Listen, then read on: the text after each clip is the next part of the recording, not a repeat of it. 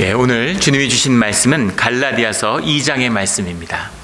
우리 갈라디아서 2장의 말씀은 우리 갈라디아 교회에 보내는 바울의 서신서죠. 우리 지난주에 나누었던 1장의 말씀에서 주님에 대해서, 예수님에 대해서 아는 것이 아니라 예수님을 아는, 그리스도를 아는 그 지혜가 얼마나 소중한 것인가 하는 것을 나누었죠. 그래서 바울이 살아계신 주님을 만났다, 살아계신 주님과 함께함으로 내가 사도되었다라고 하는 주님의 부르심은 오늘 우리를 향한 초청이라는 말씀을 나누었습니다. 그런데 이 갈라디아 교회 가운데에서 많은 어려움들이 나타나고 있는 거죠. 그 어려움의 본질이 무엇인지, 그 교회가 겪는 갈등과 분쟁의 원인이 무엇인지를 바울이 증거하고 있는 것입니다. 그것이 오늘 갈라디아서 2장에 나오는 복음의 진리에 대한 말씀이죠. 복음의 진리란 무엇입니까? 복음의 진리란 무엇일까요? 복음의 진리를 말씀을 통해 만나는, 삶에서 만나는 우리의 신앙의 자리가 되기를 주의 이름으로 축원합니다. 복음의 진리에 대해서 말씀하고 계시는데, 오늘 2장의 말씀의 2절에 시작하는 것을 보면 디도를 데리고서 예루살렘으로 올라갔는데, 그런데 그 복음을 나누고자 하는 자리 중에서 디도에게 할례를 강요하는, 이방인 크리스찬에게 할례를 강요하는 그런 율법주의자들과 만나게 되었다라는 겁니다. 뿐 아니라 그 율법주의자들이 갈라디아 교회에 들어와서 갈라디아 교회를 어렵게 하고 있다라는 것을 이제 이야기하고 있는 것이죠. 그래서 교회의 어려움이 시작되고 있는 겁니다. 예루살렘에 가서 예루살렘 회의를 통해서 바울은 이방인을 향한 사도로서, 또 베드로는 유대인을 향한 사도로서 이렇게 부름받음을 서로 확인했다. 그 말씀을 확인했는데 그 율법이 오늘 왜 이방인의 교회에 걸림돌이 되고 있는가에 대한 말씀을 증거하고 있는 것이죠. 4절에 보면 이는 가만히 들어온 거짓 형제들 때문이라 이렇게 이야기하고 있습니다. 교회고 교회 공동체를 이루고 있는데 그 가운데 거짓 형제들이 있다는 거죠. 신앙의 사람들 가운데 종교인들이 섞여 있다는 겁니다. 율법으로, 자기의 의로, 자기의 에고로 자기를 높이는 그런 종교 생활을 하고 있는 자들이 교회 가운데, 공동체 가운데 들어있는데 그들이 거짓 형제들이다 이렇게 얘기하고 있는 것이죠. 거짓 형제들의 모습, 거짓 형제의 모습이 무엇입니까? 공동체라는 것은 주님의 지체를, 교회라고 하는 것은 하나님의 지체를 이룬 하늘 가족인데 그 하나됨을 이루지 못하고 교회 가운데 들어있는, 멤버십은 가질지 몰라도, 예배 가운데 올지 몰라도 주님 가운데서 통하는 것이 없는, 주님의 마음으로 통함이 없는 그런 자들이 있다는 것이죠. 그런 자들이 교회 가운데 어려움을 일으키고 있다는 겁니다. 자기의 의를 높이고 종교의 의로서 자기를 드러내려고 하는 자들이 있다는 거죠. 교회에 늘 그런 사람들이 있잖아요. 그런 분들이 교회에 오면은 이렇게 얘기를 해요. 교회가 이러면 안 되는데, 교회는 이래야 되는데 이렇게 얘기하는 거죠. 예배 가운데 찬양을 드리고 나면 이런 거짓 형제들이 이렇게 이야기합니다. 아니, 찬양팀이 왜 박자를 못 맞춰? 연습 더 해야 되겠어? 이렇게 평가를 하는 거죠. 찬송이 통하고 찬양이 통하고 기도가 통해서 한 마음이 돼서 주님을 만나야 되는데 주님을 만나지 않아요. 살아있는 주님과 함께하지 않는 것입니다. 그러니까 종교의 눈으로, 자기의 의로, 의의 사도가 되어서 모든 것을 다 정죄하는 것이죠. 이것이 거짓 형제들의 증거입니다. 그런데 그 사람들은 뭐가 문제여서, 열심이 없어서, 봉사를 안 해서, 성경에 대한 지식이 부족해서 아니라는 겁니다. 그들에게 결여되고 있는, 그들이 어려움과 문제를 일으키는 본질적인, 숨어있는 그 실제의 본질적인 깊이의 문제가 있는데 그것이 무엇이냐면 복음의 진리를 모르고 있기 때문이라는 거죠. 그래서 복음의 진리를 만나야 된다. 교회 가운데, 우리의 심령 가운데 지배하고 있는 가장 중요한 비밀, 복음의 진리가 있다라는 겁니다. 복음의 진리가 무엇일까요? 복음의 진리란 무엇입니까? 그 진리의 비밀에 대한 말씀의 선포가 오늘 갈라디아서 2장의 말씀인 것이죠. 그 9절의 말씀에 보면 기둥같이 여기는 야고보와 게고와 요한도 내게 주신 은혜를 알므로 나와 바나바의 친교의 약속을 하였으니 예루살렘의 교회에 가서 그 교회의 지도자들, 그 주님의 제자들, 사도들과 만나서 서로 교류도 하고 서로 말씀도 나누었다는 겁니다. 오늘 그 1장에 보면 사사로이 나누었다라는 말이 나오는데 뭐 개인적으로 사사롭게 하게 했다는 이야기가 아니라 주님의 그 공동체, 요즘으로 치면 교회에 갔는데 모든 사람은 아니지만 그 지도자들과 함께 당회 같은 데서, 재직회 가운데서 그 가운데 지도자들과 복음에 대한 말씀을 나누었다는 거예요. 그리고 그것이 복음이라는 사실을 확인했다는 겁니다. 그런데 그 복음을 지키는 것이 어렵다는 것이죠.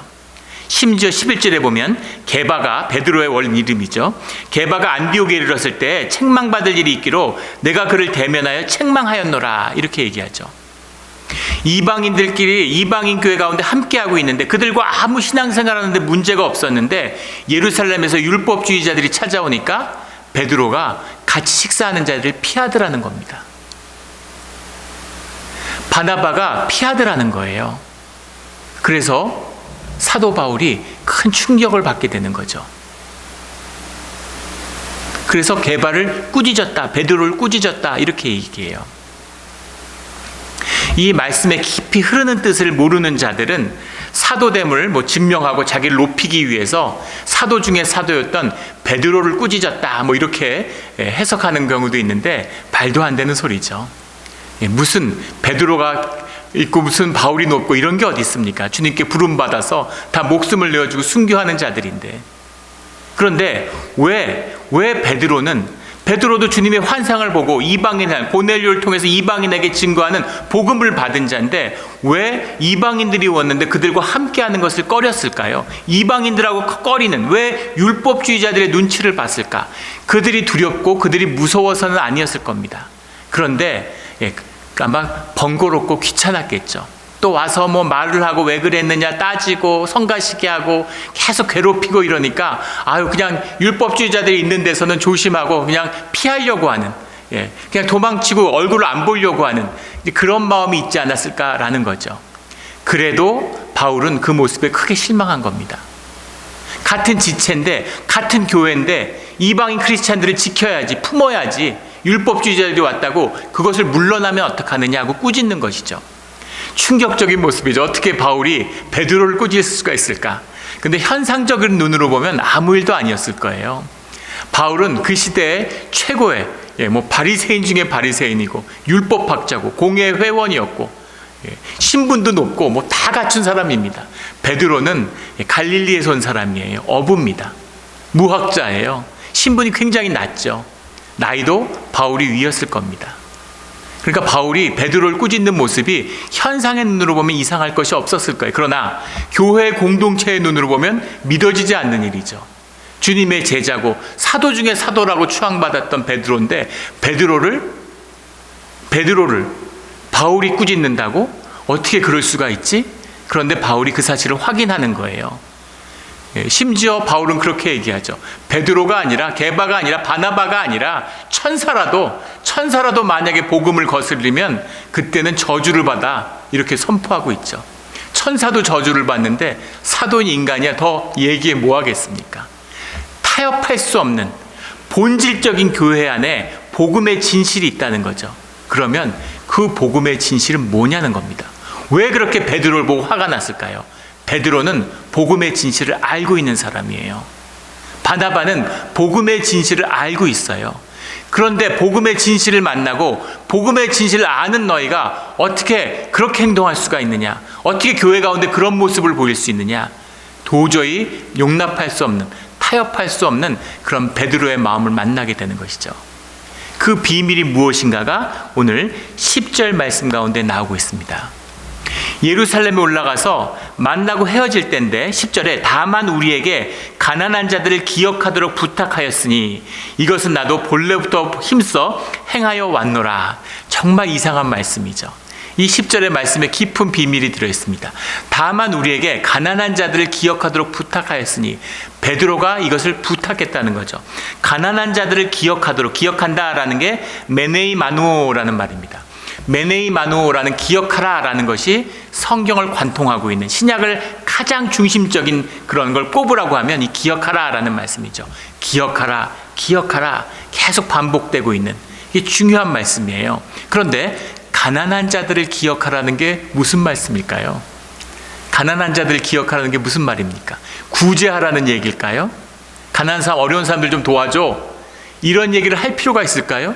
유대인들의 신앙의 핵심이 양대 기둥 중에 하나가 구제인데, 유대인이라면, 회당 유대인이라면 누구나 다 하는 구제인데, 그 구제하는 것을 바울이 깜빡할까봐, 안디옥 교회나 갈라디아 교회가 깜빡할까봐 이것을 구제하라고 얘기했을까요? 아니겠죠. 그런 것으로 오해했기 때문에 이것은 나도 본래부터 힘써 행하여 왔노라 이렇게 얘기했는데, 이것을 구제의 의미로 해석한 것입니다. 그런 뜻이 아니에요. 그 본문의 정확한 뜻은 나도 같은 일을 갈망한다라는 겁니다. 나도 그 일을 갈망하고 있어, 나도 그렇게 되기를 원해, 이런 이야기죠. 그러면 무엇을 기억하라는 겁니까? 가난한 자들을 기억하라. 이 기억하라는 게 무슨 뜻이겠까요? 이 기억하라는 말의 의미를 고린도전서 11장 23절에 가면 이것을 행하여 나를 기억하라 이렇게 말씀하시죠. 우리가 성찬식 할 때 재정의 말씀으로 고백드리는 말씀입니다. 같이 떡을 떼고 같이 포도주를 나누는데 이것을 행함으로 나를 기억하라 이렇게 말씀하시죠. 이 기억의 뜻이 뭐예요? 코이노니아입니다. 기억하라라는 것은 주님이 함께 하심을, 유대 회당들 모이고 그들도 제사를 드렸고 그들도 주님의 율법을 행한다고 하고 그들도 구제를 하는데, 그것과는 다른 이 기독교의 공동체 가운데에서는 코이노니아가 있다는 겁니다. 코이노니아는 건 무엇이냐면 주님이 우리와 함께 하심으로 주님이 나누어지는 것이죠. 떡을 떼고 빵을 먹고 무슨 포도주를 마시는 공동 식사가 밥을 먹는 그런 게 아니야. 그런 게 아니라 주님 안에서 주님의 뜻 가운데 붙들려서 우리와 함께 하시고 주님이 부어주시는 주님의 은혜를, 주님을 나누는 거야. 이것이 성찬의 참된 의미임을 기억해라. 기억하라 라는 말씀이 성경에서 나오면 코이노니아다 이렇게 받으시면 돼요. 코이노니아를 잊지 마. 너희가 모이는 것도 좋아, 이방인과 함께하는 것도 좋아, 근데 교회의 핵심이 코이노니아에 있다는 걸 기억해야 돼, 이렇게 이야기하는 거죠. 그 맛을 아는 거예요. 교회가 뭔지를 베드로는 아는 겁니다. 왜 모르겠어요? 주님이 살아계실 때 함께 공동체의 길을 걸었는데, 함께 공동체의 식사를 나누었는데, 부활하신 주님과 함께 아침을 먹었는데 기억하는 것이죠. 핵심은 코이노니아야. 그걸 잊으면 안 돼. 베드로가 내가 원하는 게 바로 코이노니아야. 내가 늘 교회 가운데서 추구하는 게 코이노니아야. 우리가 이것을 기억하자라고 헤어졌는데 어떻게 베드로가 코이노니아를 깰 수가 있어? 이 얘기를 하고 있는 것이죠. 이 기억하라에 대한 얘기를 하나 더 나아가면 사도행전 20장 55절에 가면 주는 것이 받는 것보다 복이 있다다. 하나님을 기억하라 이렇게 얘기해요. 주는 것이 받는 것보다 귀하니 그것을 기억하라. 하나님을 기억하라. 주는 것이 받는 것보다 복이 있습니까? 주는 것이 받는 것보다 복이 있다 하심을 기억하여야 할지니라. 어떻게 주는 것이 받는 것보다 복이 있을까요? 우리 이 막내가 같이 이렇게 집에서 과일을 먹으면서 그런 얘기를 해요. 한국은 과일값이 비싸고 미국은 과일이 풍족해서 너무 좋다고 할머니가 오셨을 때 그랬는데, 할머니도 이 과일 같은 걸 충분히 많이 드시면 참 좋을 텐데 이렇게 얘기하는 겁니다. 그래서 우리가 과일이 싸서 이렇게 풍족한 게 아니라 교회에서 이렇게 나누어 주시기 때문에 그래서 풍족한 거다 이렇게 제가 얘기를 해주죠. 교회에서 음식을 나누어 줘요. 좋은 것을 챙겨 주십니다. 우리 그 토요일날 커피 브레이크 타임에서 이른 새벽에 같이 식사를 나누는데 수제비 이런 거를 아주 귀하게 챙겨 오셨어요. 끓여 오셨습니다. 수제비 미역국을 끓여 오셨는데, 그래서 이른 아침에 어떻게 이런 걸 끓이셨냐 그러니까 어릴 때 가족들하고 먹던 건데 교회에서 나누고 싶었다 이렇게 얘기를 하시는 거예요. 소울푸드인 거죠. 그때 좋았던 기억, 그 아름다운 기억이 담겨있는 음식인데 하늘 가족이니까 교회 가운데서도 나누고 싶은 거죠. 형제와 믿음의 형제들과 나누고 싶은 것이죠. 이게 코이노니아의 마음입니다. 그런데 받아서 먹는 것이 복이 있느냐, 아니면 그것을 대접하고 섬기는 것이 복이 있느냐? 받는 것이 복이 있습니까? 주는 것이 복이 있습니까? 아무리 봐도 현상적으로 보면 받는 것이 복이 있지 주는 것이 뭐가 복이 있겠어요? 같이 복이 있어도 받는 것이 더 복이 있지 않겠습니까? 그런데 주님은 주는 것이 복이 있다고 말씀하시는 거죠. 왜입니까? 왜 주는 것이 더 복이 있을까요? 주님이 함께 하시기 때문인 거죠. 주님 안에 있기 때문에, 주님이 나누어 주는 거기 때문에 주는 것이 복이 있다는 주님의 말씀을 기억하라는 것이죠. 주님 안에서는 주는 것이 더 복이 있는 것입니다. 코이노니아가 있기 때문에, 주님 안에 있기 때문에 이루어지는 일이에요. 이 깊은 코이노니아의 비밀을 말씀하는 중요한 사건이 또 하나 있죠. 마가복음 8장 18절에 가면, 8장 14절에 가면 바리새인과 헤롯의 누룩에 관한 그런 말씀이 나옵니다. 마가복음 8장 14절에 가면 제자들이 떡 가져오기를 잊었음에 배에 떡 한 개밖에 그들에게 없더라 하는 말씀이 나오죠. 제자들이 가고 있는데 떡이 없어요. 떡을 챙겨오는 걸 깜빡한 겁니다. 그런데 주님께서 엉뚱한 말씀을 하시는 것 같아요. 15절에 예수께서 경고하여 이르시되 삼가 바리새인들의 누룩과 헤롯의 누룩을 주의하라, 이렇게 말씀하시죠. 이게 말씀의 뜻을 제자들이 이해하지 못했습니다. 16절에 제자들이 서로 수군거리기를 이는 우리에게 떡이 없음이로다. 누룩이라는 것으로 떡을 만드는데 누룩을 조심해야 된다라고 말씀하시니까 우리가 떡이 없는 것을 책망하신다. 떡을 안 챙겨왔다고 뭐라 그러시나? 이렇게 받았다는 거죠. 17절에 예수께서 하시고 이르시되 너희가 어찌 떡이 없음으로 수군거리느냐?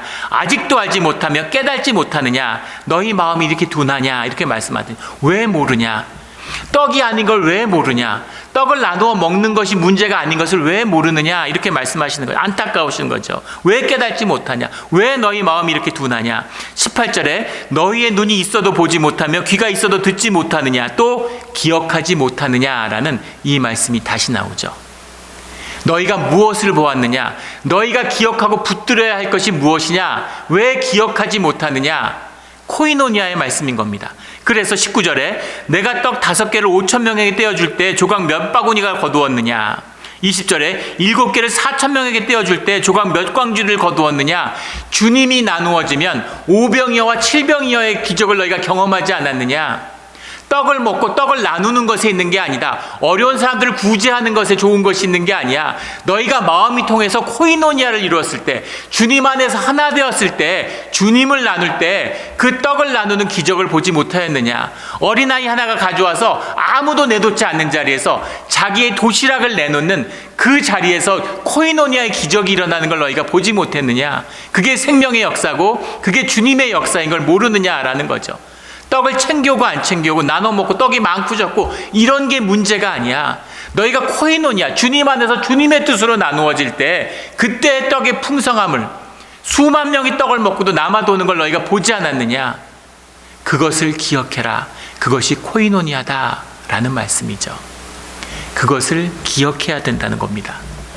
이 코이노니아를 기억하는, 교회의 비밀을 놓치지 않는 우리 모두가 되기를 주의 이름으로 축원합니다. 이 말씀을 받는, 이 말씀의 복음의 진리가 무엇인가를 받고 삶으로 살아본 사람만이 뒤에 나오는 16절부터 20절까지의 말씀의 뜻을 알 수 있는 거예요. 내가 십자가에 못 박혔나니 내가 사는 것이 아니라 내 안에 사시는 주님이 사신 것이다 라고 하는, 복음이 사는 것이다, 복음이 나를 주장하는 것이다 라고 하는 것의 참된 의미, 내가 죽어야 내 에고를 십자가에 못 박아야지만이 코이노니아가 시작된다는 거죠. 종교의 의로 누가 주님께 다가갈 수 있느냐? 율법을 살아보려고 했기 때문에 율법으로부터 자유하고 율법에 대해서 죽음으로 주님께 내가 살아났다라는 바울의 고백이 임하는 거죠. 누가 율법을 삽니까?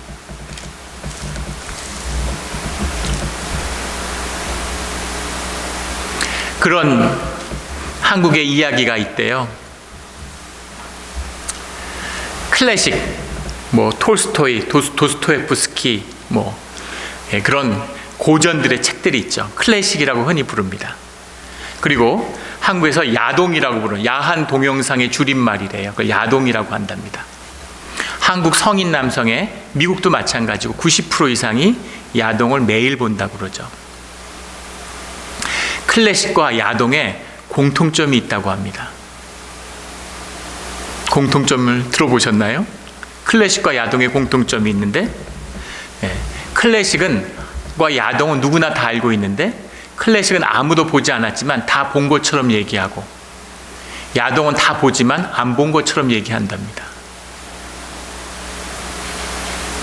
율법을 다 알아요. 율법을 배웠어요, 율법주의자들이. 근데 율법을 주장합니다. 왜 주장할까요? 율법을 살지 않았기 때문입니다. 율법을 아는 것처럼 떠벌리는 거죠. 바울은 율법을 살려고 했어요. 원수를 사랑하려고 했던 겁니다. 원수를 사랑하려고 하고 깨달았죠. 원수를 사랑할 수 없구나. 아무리 사랑하려고 해도, 아무리 원수를 품으려고 해도 인간은 인간으로 말미암아서는 절대로 원수를 사랑할 수 없구나 라고 하는 진실을 만난 거죠. 거기서 깨지는 겁니다. 통곡이 임하는 거죠. 그리고 그 주님을 영접했을 때 나는 살 수 없는 것을 주님으로 인하여 내가 살게 되었구나라는 은혜가 나에게 임했을 때, 그때 우리 가운데 코이노니아가 일어나는 것입니다. 교리로 받으니까, 공부로 받으니까, 제자 훈련으로 받으니까 마치 사는 것처럼, 내가 좋은 생각하고 좋은 말 하니까 좋은 사람인 것처럼 의가 차오르니까 좋은 것이죠. 그래서 교회 다니니까 좋은 겁니다. 의인 같잖아요. 우리가 의를 사랑하게 만들어졌잖아요. 그것은 진실이 아니라는 것이죠. 부끄럽고 추악한, 내가 죄인 중에 괴수구나.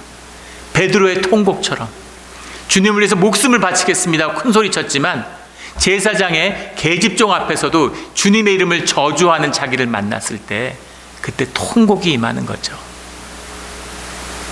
그리고 좌절하고 절망해서 갈릴리에서 물고기나 잡아야 되겠다 이렇게 돌아가 있는데 그 자리로 주님이 찾아오셔서 네가 나를 사랑하느냐 이렇게 물어보시는 주님을 만나는 것입니다.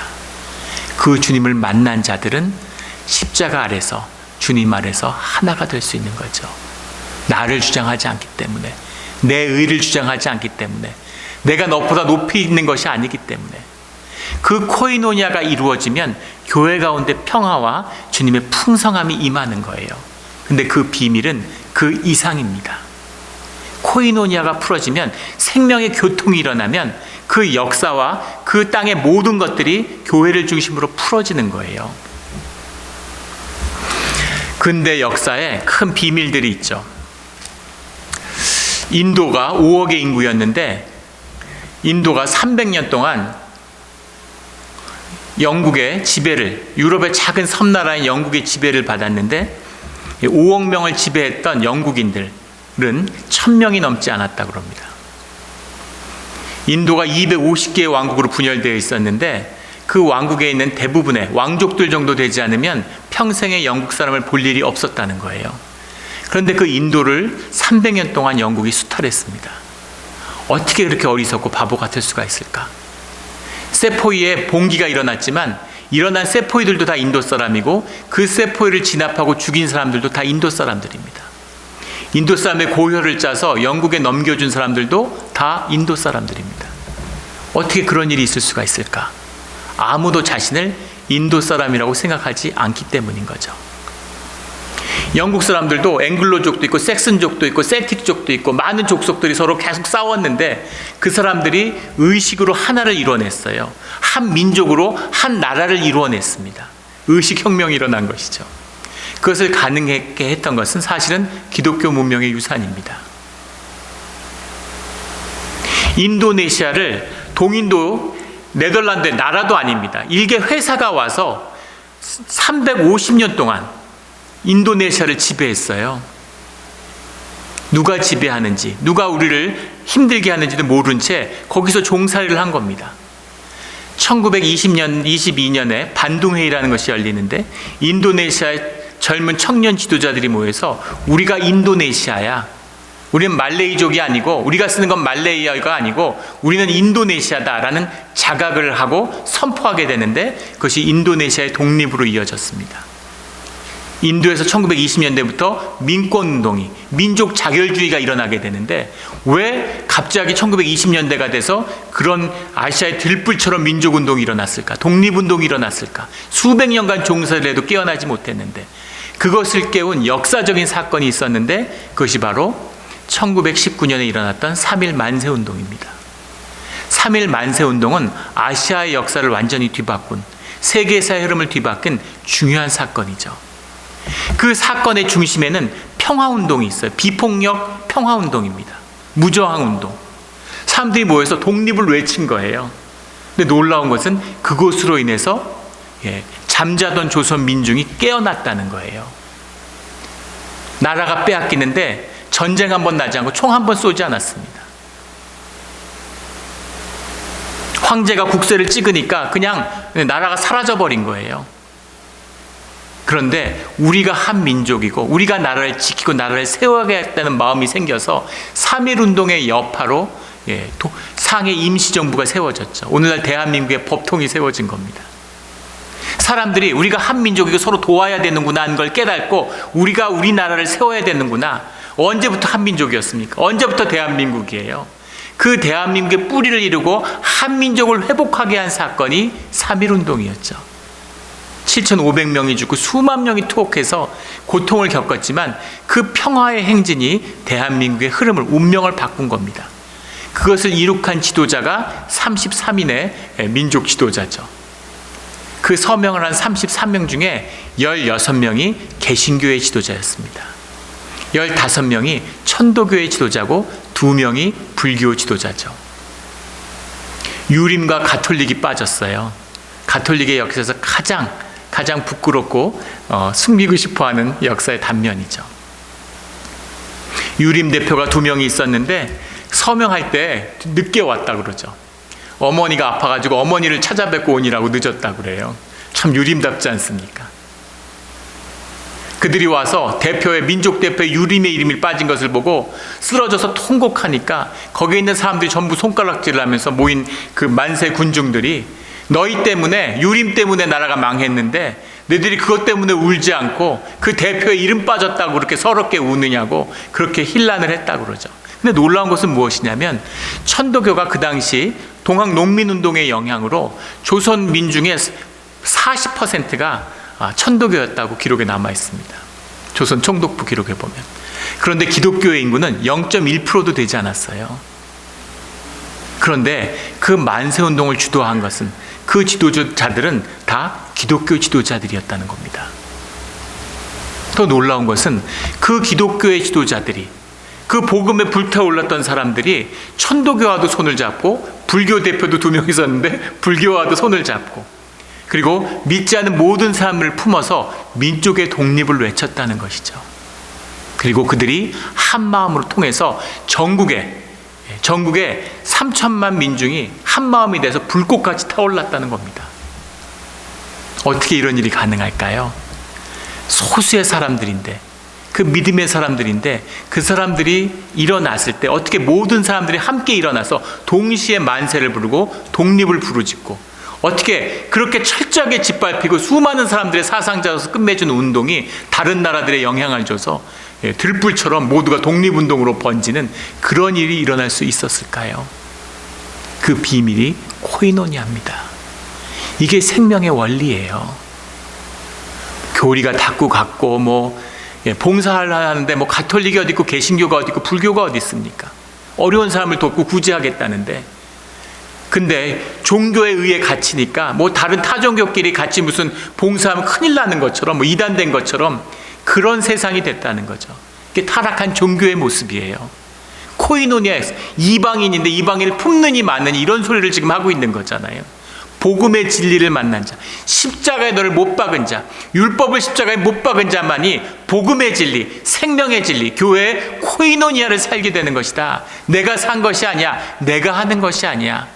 나를 십자가에 못 박고 주님이 나와 함께 살아가신다. 나를 주장하여 주신다라고 하는 이 바울의 고백, 이 생명의 비밀, 코이노니아가 무엇인지를 역사가 증거하고 있는 것이죠.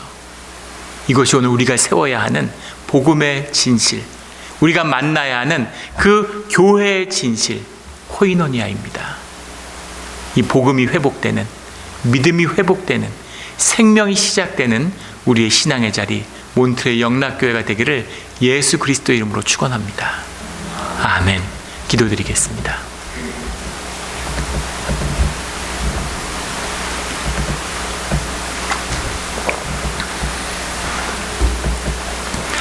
하나님 아버지,